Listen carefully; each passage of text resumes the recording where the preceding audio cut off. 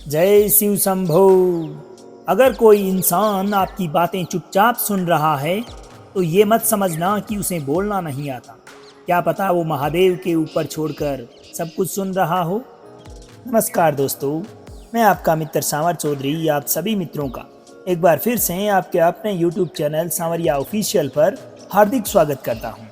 दोस्तों, वीडियोज की श्रृंखला में मैं सांवर चौधरी आप लोगों के समक्ष शिव पुराण महाकथा सार का वाचन कर रहा हूं और आप सभी भक्तगण श्रवण। दोस्तों, इससे पूर्व के वीडियो में कि किस प्रकार से सभी देवतागण महर्षि मुनि मिलकर भगवान शिव को विवाह के लिए राजी कर लेते हैं। अब आज के इस वीडियो में हम बात करेंगे कि सप्त ऋषियों द्वारा पार्वती के पद की परीक्षा किस प्रकार से ली जाती है। तो दोस्तों, चलिए शुरू करते हैं। देवताओं के चले जाने पर पार्वती के पद की परीक्षा हेतु भगवान शंकर समाधिस्थ हो जाते हैं। उन दिनों देवी पार्वती बड़ी भारी तपस्या कर रही थी। उस तपस्या से रुद्रदेव भी बड़े विस्मय में पड़ गए थे। भक्ताधीन होने के कारण वे समाधि से विचलित हो गए। सृष्टिकर्ता हर ने वशिष्ठ आदि सप्त ऋषियों का स्मरण किया। उनके स्मरण करते ही वे सातों ऋषि वहां शीघ्र ही आ पहुंचे। अब भगवान शिव ने प्रसन्नता पूर्वक कहा कि गिरिराज कुमारी देवेश्वरी पार्वती इस समय गौरी शिखर नामक पर्वत पर तपस्या कर रही है। मुझे पति रूप में प्राप्त करना ही उनकी तपस्या का उद्देश्य है। मुनीश्वरों, तुम लोग मेरी आज्ञा से वहां जाओ और उनकी दृढ़ता की परीक्षा लो। अब भगवान शंकर से आज्ञा प्राप्त कर वे सातों सप्त ऋषि तुरंत ही उस स्थान पर जा पहुंचे जहां माता पार्वती तपस्या कर रही थी। सप्त ऋषियों द्वारा तपस्या का कारण पूछे जाने पर पार्वती ने संकोच पूर्वक बताया कि वे भगवान सदाशिव को पति रूप में चाहती है। नारद जी की आज्ञा अनुसार वे उन्हें प्राप्त करने के लिए इस प्रकार से कठोर तपस्या में रत है। नारद जी का नाम सुनकर वे सप्त ऋषि छल पूर्वक मिथ्या वचन कहने लगे। पहले उन्होंने नारद जी की निंदा की और कई प्रकार के उदाहरण देकर कहा कि नारद ने आज तक किसी का घर नहीं बसाया, वह तो बस घर फोड़ने वाला है। इसके अनंतर भगवान शिव के अमंगल वेश आदि का वर्णन करते हुए पार्वती को उनसे वीरत करने का प्रयास किया और विष्णु की प्रशंसा करते हुए उनसे विवाह करने का प्रस्ताव रखा, परंतु पार्वती ने इसे स्वीकार नहीं किया। शिव की महिमा का वर्णन करते हुए वे बोली कि शिव प्रब्रह्म एवं विकार रहित है। वे भक्तों के लिए ही शरीर धारण करते हैं। वे सदा शिव प्रभु निर्गुण माया रहित एवं विराट है। हे ब्राह्मणों, यदि शंकर मेरे साथ विवाह नहीं करेंगे तो मैं सर्वदा अविवाहित रहूंगी। इतना कहकर और उन सभी ऋषि मुनियों को प्रणाम करके पार्वती मौन हो गई। अब इससे आगे आता है दोस्तों, भगवान शंकर द्वारा वृद्ध ब्राह्मण के रूप में पार्वती की परीक्षा लेने के लिए पहुंच जाने का वृतांत। उन सप्त ऋषियों के चले जाने पर प्रभु शिव ने स्वयं पार्वती की तप की परीक्षा लेने की इच्छा की। वे एक बूढ़े ब्राह्मण ब्रह्मचारी का वेश धारण कर तपस्या में रत भगवती पार्वती के पास पहुंचे। उन्होंने पार्वती से पूछा कि तुम कौन हो और किसकी कन्या हो? इस निर्जन वन में रहकर इतनी कठोर तपस्या क्यों कर रही हो? पार्वती ने अपना परिचय देते हुए ब्रह्मचारी को अपना पूरा वृतांत कह सुनाया तथा कहा कि बहुत समय तक कठोर तपस्या करने के बाद भी मुझे मेरे प्राण वल्लभ सदाशिव प्राप्त नहीं हुए, इस कारण अब मैं अग्नि में प्रवेश करूंगी। इस प्रकार कहकर पार्वती जी ब्रह्मचारी द्वारा निषेध करने पर भी अग्नि में प्रवेश कर गई। धन्य है माता पार्वती की बात। परंतु उसी समय अग्नि चंदन के समान शिथिल हो जाती। ब्रह्मचारी ने पार्वती से फिर पूछा कि तुम अपनी तपस्या का कारण सत्य सत्य बताओ। पार्वती ने कहा, मैंने मन, वचन और कर्म से शंकर जी को ही पति भाव से वर्ण किया है और मन की उत्सुकतावश मैं ये कठोर तप कर रही हूँ। उस ब्राह्मण ब्रह्मचारी ने पार्वती की बात सुनकर भगवान शंकर की घोर निंदा करनी प्रारंभ कर दी। शंकर को अवगुणों की खान सिद्ध करने का प्रयास करते हुए पार्वती को उनसे विरत होने का बारंबार परामर्श दिया। उस ब्राह्मण के इस प्रकार के वचन सुनकर पार्वती कुपित मन से शिव निंदक ब्राह्मण से बोली कि आप ब्रह्मचारी का रूप धारण कर मुझे छलना चाहते हैं, इसीलिए कुतर्क से भरी बातें मुझसे कह रहे हैं। वे सदाशिव निर्गुण ब्रह्म हैं और कारणवश सगुण हो जाते हैं। जो 7 जन्मों का दरिद्र हो तो वो भी यदि शंकर की सेवा करे तो उसे लोक में रहने वाली लक्ष्मी की प्राप्ति होती है। जो पुरुष शिव तत्व को न जानकर शिव की निंदा करता है उसका जीवन पर्यंत संचित किया हुआ पुण्य भस्म हो जाता है। वे सज्जनों के प्रिय निर्विकारी प्रभु मेरे तो सर्वस्व है और मुझे अत्यंत प्रिय भी। उन महात्मा सदाशिव की ब्रह्मा विष्णु भी किसी प्रकार क्षमता नहीं कर सकते। इस प्रकार कहती हुई वे गिरिराज पुत्री मौन हो जाती है और निर्विकार चित्त से शिव जी का ध्यान करने लगती है। अब उन शिव ने जैसा पार्वती ध्यान कर रही थी उसी प्रकार का अत्यंत सुंदर रूप धारण कर उन्हें दर्शन दिया और पुनः पार्वती से वे शिव कहने लगे कि हे दृढ़ मन वाली, मैंने तुम्हारी अनेक प्रकार से परीक्षा की, मेरे इस अपराध के लिए मुझे क्षमा कीजिए। मैंने तुम्हारी जैसी पतिव्रता सती त्रिलोक में कहीं नहीं देखी। हे शिवे, मैं सर्वथा तुम्हारे अधीन हूँ, तुम अपनी कामना पूर्ण करो। अब भगवान सदाशिव का वचन सुनकर और उनके परमानंदकारी रूप का दर्शन कर पार्वती जी परम आनंदित हो जाती है। इसके अनंतर पार्वती जी अपने घर के लिए प्रस्थान कर जाती है। वहाँ उनका पूर्ण स्वागत हुआ। माता मेनका का पार्वती को पाकर खुशी का ठिकाना नहीं रहता। घर में नित्य गान और उत्सव होने लगे। अब उसी बीच भगवान शिव एक दिन नट का रूप धारण करके वहाँ पधारे और अद्भुत लीलाओं का प्रदर्शन किया। मेनका नट की लीला से प्रसन्न होकर रत्नों से भरपूर उपहार उस नट के लिए लेकर आए। उस विलक्षण नट ने इसे स्वीकार नहीं किया और इसके बदले शिवा की याचना की। यह सुनकर मेनका अत्यधिक कुपित हो गई और नट को वहां से हटाने का प्रयास किया। नट रूपी भगवान शिव अपने स्थान पर आ गए। देवताओं की प्रेरणा से भगवान शंकर पुनः वैष्णव ब्राह्मण के वेश में हिमवान के यहाँ पुनः पधारे और शिव की निंदा करते हुए उनके दोषों का वर्णन करने लगे।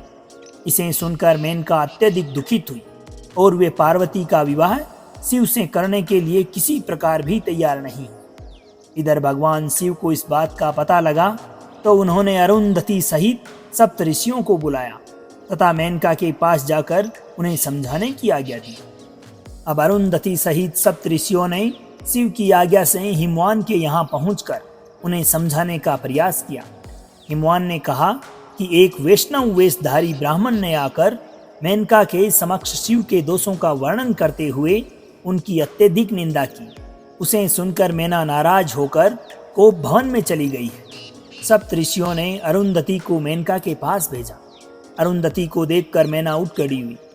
अरुंधति ने भगवान सदाशिव की कई प्रकार से प्रशंसा करते हुए मेना को समझाया।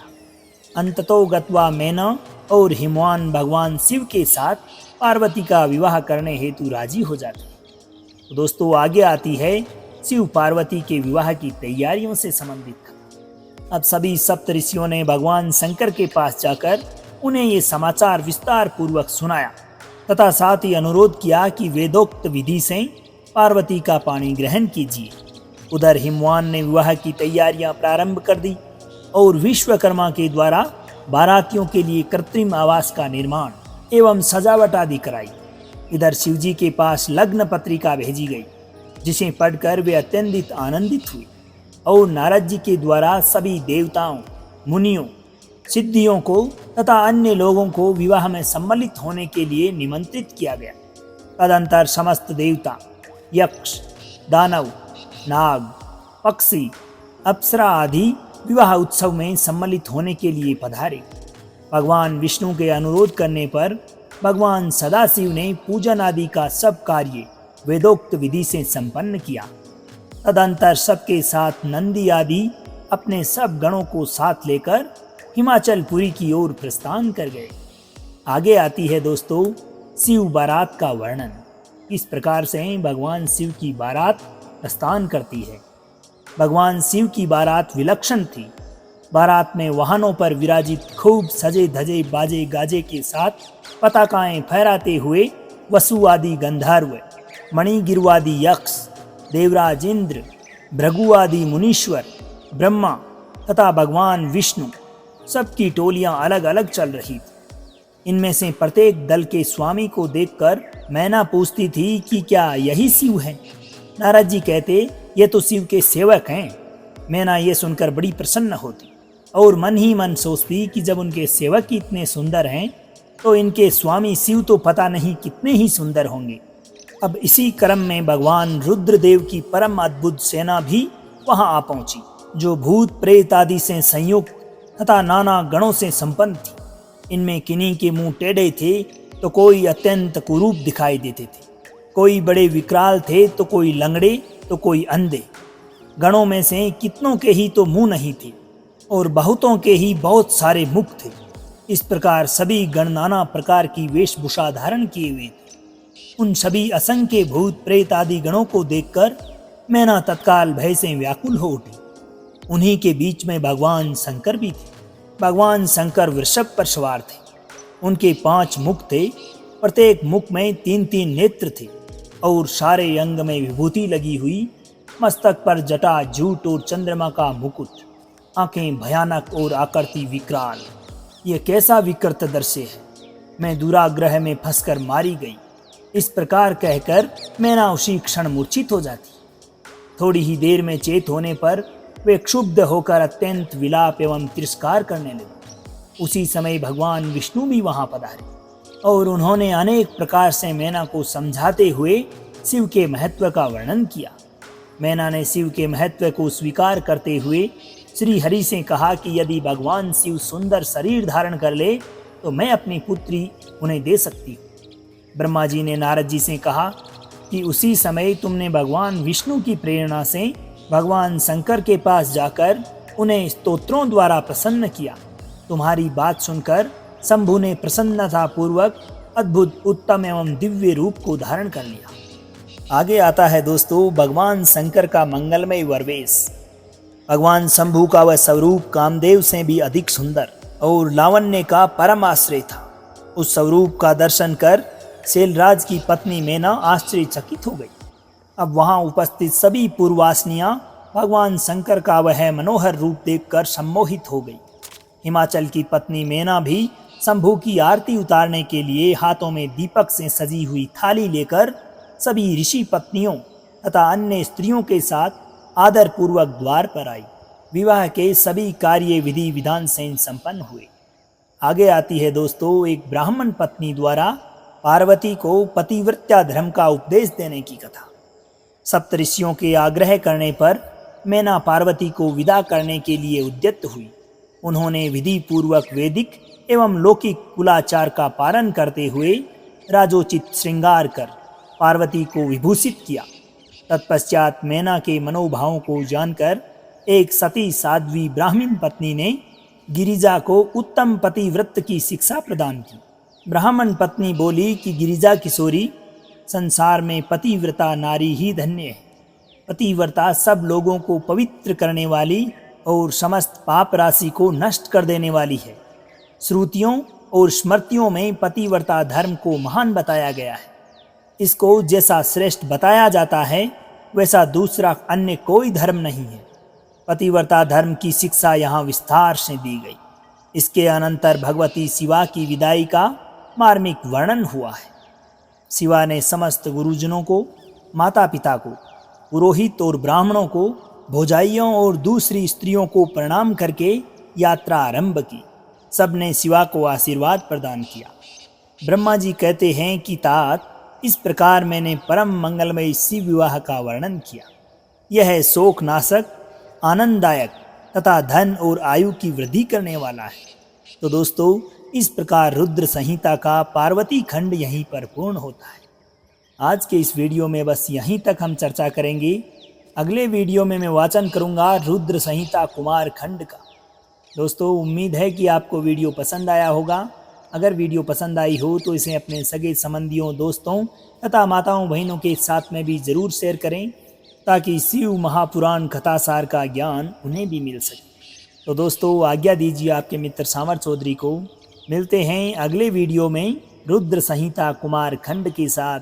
जब तक के लिए खुश रहिए, मुस्कुराते रहिए, जीवन में आगे बढ़ते रहिए और प्रेम से बोलिए श्री राधे राधे।